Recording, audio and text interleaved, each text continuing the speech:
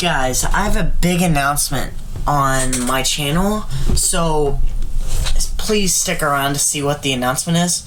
But with all that said and done, let's get to the video, guys. On its surface, Fortnite is nothing more than a cartoony battle royale game that sets itself apart from other titles with the elements of building and editing.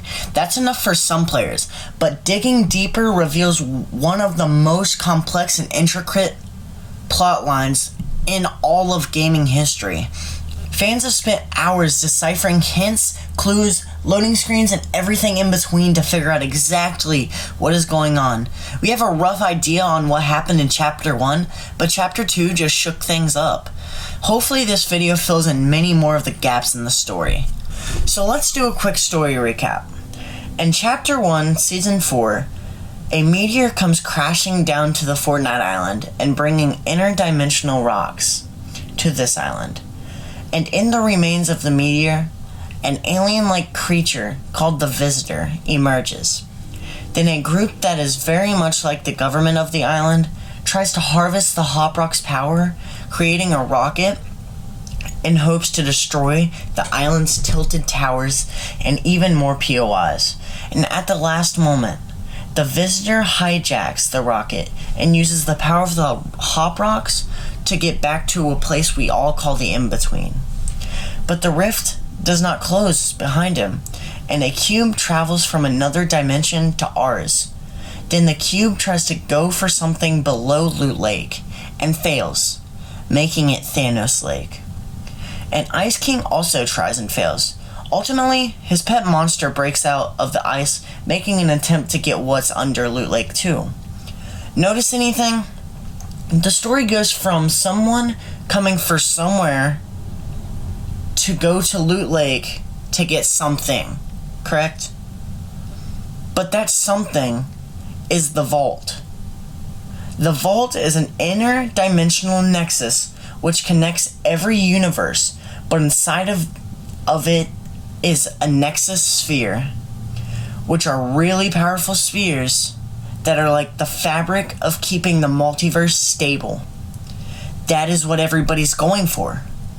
But then someone from this dimension knows a singularity, makes a robot to save the island from the monster and defend the vault.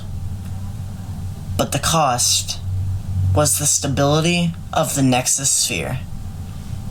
The day Season 10 started, the Nexus Sphere exploded, putting us into this alternative reality of what we called the Chapter 1 map.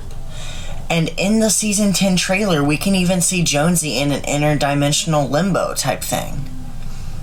Looking from what we know, there are infinite timelines in this Fortnite multiverse.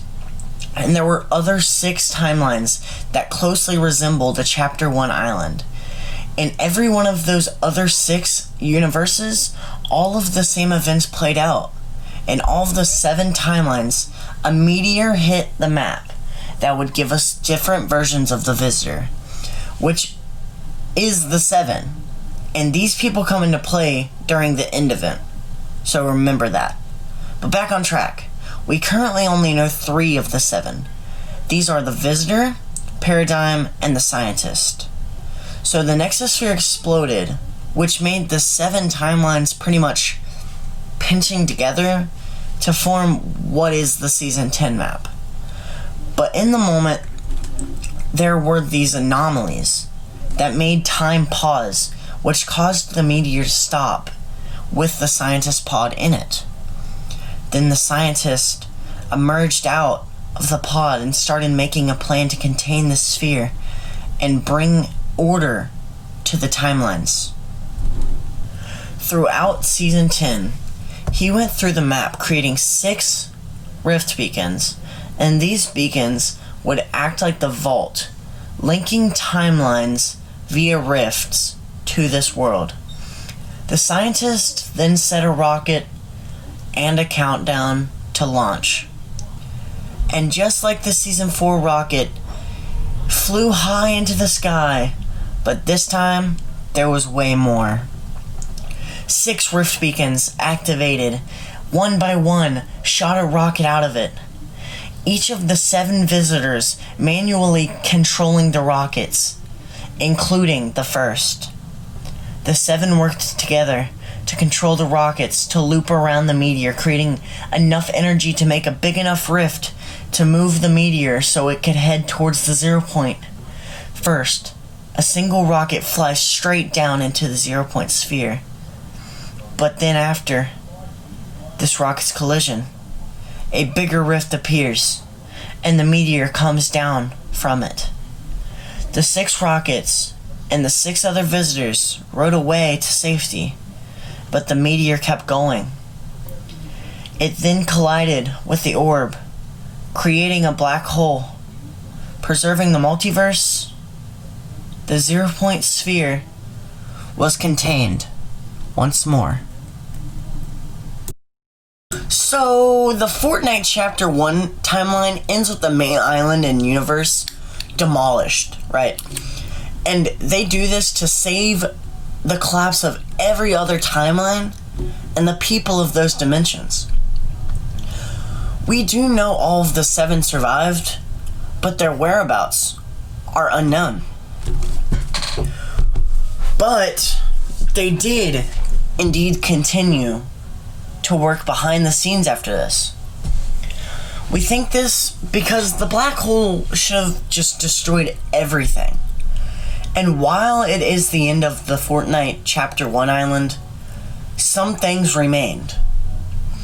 After a couple of hours, a message came out of the black hole saying, "I was not alone. There are others outside of the loop. This was not calculated. The nothing is now inevitable." And this proves that the scientists did indeed live.